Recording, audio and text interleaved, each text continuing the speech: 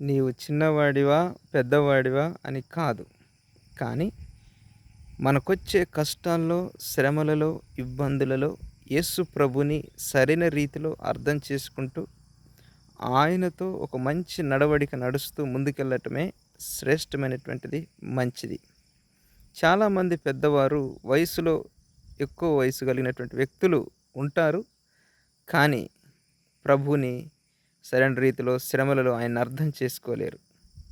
కానీ కొందరు వయసులో చిన్నవారుంటారు. కానీ శ్రమలలో, కష్టాల్లో, నష్టాల్లో కూడా దేవుణ్ణి ఒక మంచిగా అర్థం చేసుకొని, ఒక మంచి సహవాసం కలిగి, దేవునితో మంచి సంబంధం కలిగి ఉంటారు.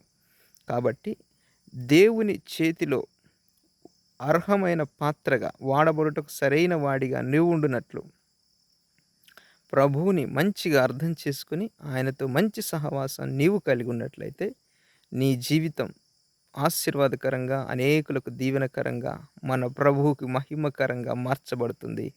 మన ప్రభువు మిమ్మల్ని దీవించునుగాక. ఆమేన్.